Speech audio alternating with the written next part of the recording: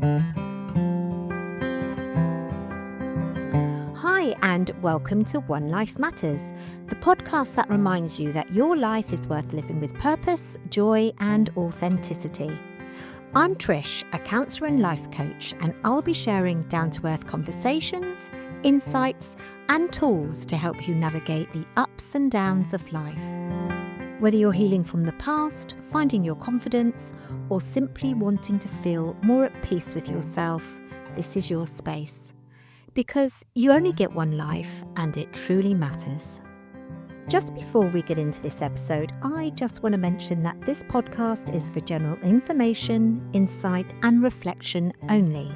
It's not a substitute for personal therapy, counselling, or medical advice. Today, we're talking about something that's wildly popular and widely misunderstood: the law of attraction. Now, even if you've never read or even heard of The Secret by Rhonda Byrne, honestly, where have you been hiding for the past 20 years? I'm guessing you've heard someone say, just think positive, or one of my favourites, you attract what you focus on. And maybe you've thought, yeah, that's great in theory, but what about real life when just repeating positive affirmations or practicing visualization doesn't magically make our dream life appear like an Amazon Prime delivery? So today, I want to unpack what the law of attraction really is, beyond the cliches and the glittery quotes and, well, basically all the bullshit, and talk about how to visualize in a way that actually supports your nervous system, your mind, and your real everyday life in the quest to move towards your goals and the life you really want to live. We'll look at what people usually misunderstand about it, the power of persuasion, how our focus genuinely changes what we experience, and how to use visualization safely and effectively without the pressure of pretending everything's perfect. So let's start with the common view and what most people think it is. Most people think the law of attraction is about sitting quietly, imagining what you want, and the universe somehow delivering it to your doorstep. Easy peasy. No, not quite. There's a bit more to it than that. Don't get me wrong, vision boards, affirmations, endless I am abundant mantras can be great tools when used wisely. But to be honest, I also think there's quite a bit of redundant wishful thinking going on here too. The truth is, just your thoughts alone won't bring you your dream partner, your ideal job, that pile of money, or just a happier life. But your persistent, specific, constant focus, that is your selective attention, will absolutely change what you notice and what gets filtered into your consciousness. And that's the bit I think most people miss. You see, your brain has a filtering system. It's called the reticular activating system, or simply put, the RAS. Its job is to take the billions of bits of information around you every second and decide what's worth noticing. And it does that based on what you tell it is important. That's why when you're thinking about getting a red car, for instance, you suddenly see red cars everywhere. They were always there, but now you've told your brain to pay attention. Think of your mind like a powerful spotlight. It doesn't care what you point it at. It just focuses on what you tell it to.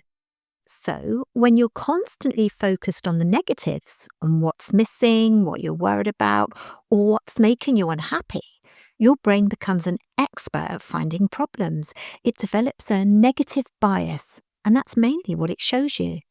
But the moment you consciously redirect that focus, the game starts to change. When you focus on possibility, on finding solutions and taking a more positive outlook, guess what? The RAS begins to shift and automatically starts scanning for evidence that matches that new focus. A bit like changing what you're searching for on Google.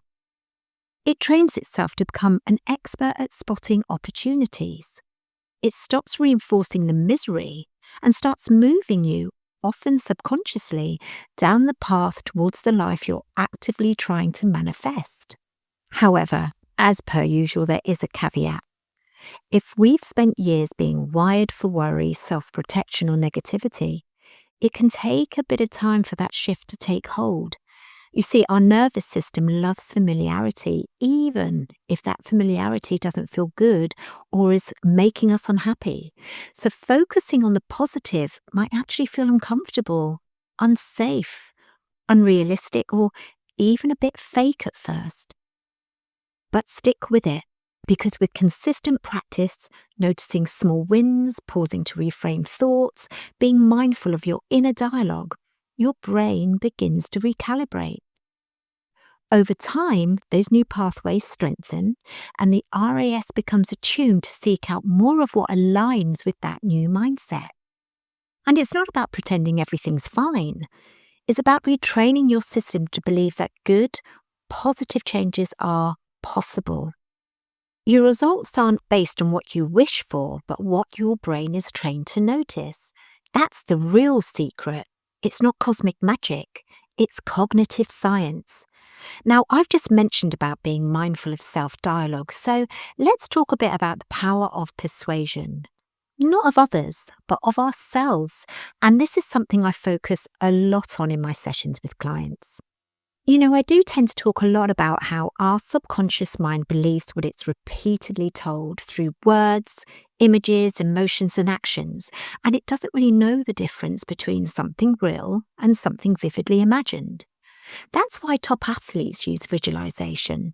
They mentally rehearse their performance until their body knows it as truth. Their brain fires the same neurons as if they were actually running, jumping, or competing. When we imagine something with enough emotion and sensory detail, our brain starts wiring for it. It releases chemicals, it strengthens neural pathways, and basically says, this is what we're doing now. So the law of attraction, in a more grounded sense, is really what I like to call the law of focus persuasion. You're persuading your mind to believe in a version of yourself or your life that doesn't yet exist, so that you behave, choose, and respond as if it's already possible. That's when you start noticing things you didn't before. It's not that the universe suddenly hands them to you, it's that you become available and open to receive them. This kind of takes the mystical power out of the universe and turns it into the logical power of your mind. When I talk about visualization and manifestation, I'm not talking about vague wishes. I'm talking about constant, persistent, and detailed focus. Really detailed focus.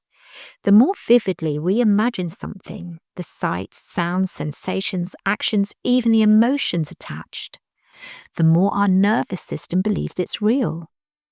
Richness and clarity gives the brain a clear set of instructions, which in time shapes our perceptions, our choices and behaviours to align with what we've been mentally rehearsing. It's not wishful thinking, it's directed neuroplasticity in action. How might you look in that reality? How would you move, speak? What would you wear? How would you feel? Take a minute and allow your mind to indulge. It's not about vanity, it's about powerful embodiment. When you imagine yourself already being that version of you, your brain starts wiring in the habits, posture, and confidence that match it. Bit by bit, you begin showing up in ways that align with that vision, and that's how it moves from imagination to reality. Look at this podcast, look at my practice. Neither of them happened by accident or wishful thinking. For years, I didn't just hope for a successful counselling and life coaching practice. I really focused in very clear detail the career I wanted. I lived in the feeling of it. I found the right course, I studied hard and qualified. I'd spend loads of time imagining my future consultation room in every detail possible, from the feel of my armchair to the specific shade of blue paint on the walls. I'd imagine the sunlight coming through the window, and I pictured myself sitting with clients, feeling the satisfaction of doing what I'm so deeply passionate about every day. I could see my One Life logo in meticulous detail on the window and front door and feel that pride of finally having a separate space to work from instead of having to work from home. I didn't know where my premises would be or quite when or how it would happen, but I never lost that vision or faith that it would. And when life shifted and certain events opened that door, I finally found myself in a position where the visualization could become real. Don't get me wrong, it wasn't a straight, effortless path. It took time and setbacks to find the right place. But I found it, and with my partner John's amazing support and countless hours of his incredible skilled work, seriously, this man's unreal, that dream took shape, and truthfully, it's turned out even better than I ever imagined. And this podcast, it started as a whisper of an idea, but through that focused persuasion, through consistency, persistency, and repetition, I manifested the technology. Well, actually, no, I have to be honest here. I'm the biggest tech phobe, so John takes care of that side of things. And I found the self-belief and confidence to show up here every other week. That's the magic of true manifestation. It's not about magic words. It's about making your dream so real in your mind, making it your continued, detailed focus that your actions inevitably follow the blueprint. Now, let's get honest about both sides of the story here, because like most tools, visualization and manifestation can be powerful or problematic, depending on how it's used. So on the plus side, it strengthens our self-belief, our self-esteem and confidence. It helps us emotionally align with what we want. It can keep our focus on possibility rather than fear. And it's a great antidote to that what if it all goes wrong thinking that our brains love so much, because better you gave it a go and tried rather than look back with regret because you didn't. But there are some pitfalls too. For some people, especially those who've been through trauma or devastating disappointment, visualizing the perfect life can actually trigger pain. It can highlight the life you want compared to the life you have in a way that feels hopeless. It can make the gap between where you are now and where you want to be feel unbearable. And when we use visualization to escape life instead of enhancing it, it can feel hollow, shameful, fake even, like we've truly failed and the life we dream of having will be forever out of our reach. And I just want to add caution too and clear up a popular myth that living your ideal life as if it's already happened is the best way to achieve it. Just be very careful here. I mean, for example, visualization is not the same as pretending you're already rich. I've seen clients rack up substantial debt because they thought acting like they already had the ideal life meant spending money they didn't have. That's a dangerous misunderstanding of the technique, so we have to be realistic and mindful of the here and now too. No, visualization is more about connecting to the feeling you want, the calm, the confidence, the love, the safety, and practicing that inner state so your mind and body recognizes it as familiar. That's how it becomes easier to spot, to accept, and maintain in real life. So, how do we do this in a way that's effective and emotionally safe? Well, think about grounding first. Settle your body. Take a few deep breaths, feel your feet on the floor, and remind yourself that you're safe in this moment.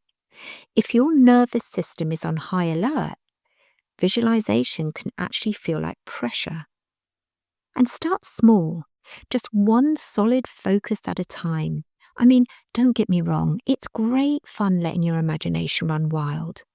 But instead of imagining a castle in the countryside or that ridiculously fast and expensive sports car, start with something believable and achievable, such as focusing on feeling calm on a Monday morning or confidently speaking up in a meeting. The small wins build trust between your conscious and subconscious mind. And step 3, engage all your senses. What do you see, hear, smell? How does it feel to be there? Make it sensory, emotional, and alive. You're giving your brain data to work with. Take aligned action. Visualization isn't a replacement for action, it's the rehearsal before the show. So like I've mentioned before, once you've pictured it, do one small thing that supports that vision. Send the email, make the call, tidy the space, say the thing. Each step tells your brain this is real now. And to me, this is the most important step of all. Focus on the feeling, not just the thing. Notice what happens to your emotional state. Do you feel secure, excited, loved, successful, calm, happy? Really, the goal isn't about the sports car or the mansion. It's the state, the feeling or emotion you believe those things will bring. So visualize peace, not possessions. Fulfillment, not followers. And connection, not control. So maybe the law of attraction isn't about commanding the universe to deliver what we want. Maybe it's about teaching our own minds what to look for, what to believe, and what to move towards. When we focus on what we don't want, we unintentionally attract it. When we focus on what we do want, even imperfectly, we begin to shift our energy, our attention, and our opportunities. It's less about demanding miracles and more about becoming magnetic to them. And perhaps the biggest secret of all is this. When you feel grateful, calm, and worthy, you start living in the energy of what you were chasing all along. And that's when life starts to meet you halfway. So if you're visualizing something right now, a happier relationship, a calmer mind, a new chapter, practice focus persuasion. See it clearly, feel it deeply, and then ask yourself, what's one small thing I can focus on today that moves me in that direction? Because that's the real magic behind turning your dreams into reality and living your best life. Thank you for joining me on One Life Matters. If today's episode spoke to you, I'd love you to subscribe and maybe share it with someone who might need it too. And remember, you only get one life, so make it one that truly matters. Until next time, take care of yourself.